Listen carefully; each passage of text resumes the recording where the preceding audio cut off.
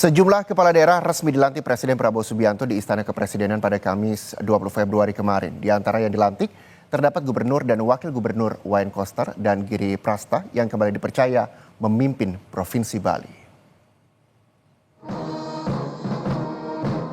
Wayan Koster dan Giri Prasta resmi dilantik menjadi Gubernur dan Wakil Gubernur Provinsi Bali.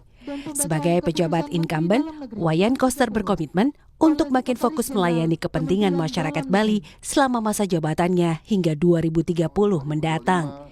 Pemerintahan Wayan Koster akan menjalankan 6 program prioritas yang fokus pada pertanian, ekonomi kreatif, hingga inisiatif Bali sebagai pulau digital. Wayan Koster juga memiliki program jangka pendek untuk sejumlah permasalahan yang mendesak diselesaikan, yaitu ketersediaan air di beberapa daerah, pengelolaan sampah, transportasi, hingga pengawasan terhadap wisatawan asing. Jadi 5 tahun ke depan ini, 2025 sampai 2030, itu adalah momentum pertama pelaksanaan haluan Bali 100 tahun. Jadi harus sukses, harus berjalan lancar, dan pembangunan Bali itu harus berjalan dalam satu kesatuan wilayah, satu pulau, satu pola, dan satu tata kelola.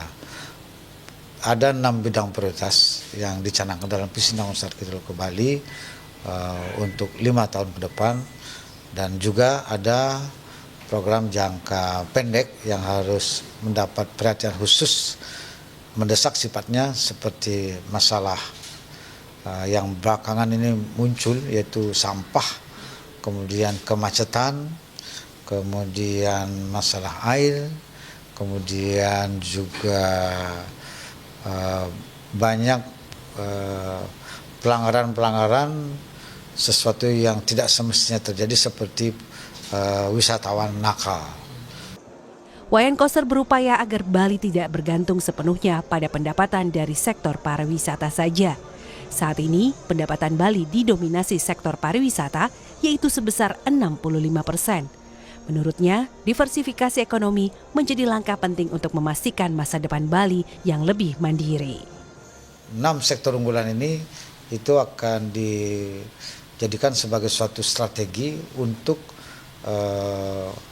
menyeimbangkan struktur dan fundamental perekonomian Bali agar lebih berimbang antara sektor pariwisata dengan sektor non pariwisata. Tentu saja yang non pariwisata ini adalah yang berbasis pada sumber daya lokal Bali. Gitu.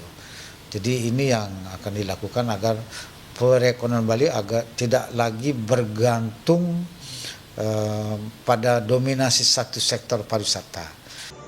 Seusai pelantikan, Wayan Koster dan Giri Prasta bersama kepala daerah lainnya akan melanjutkan kegiatan retret di Magelang, Jawa Tengah. Benediktus Aditya, Gahniar Febrian, Kompas TV, Jakarta.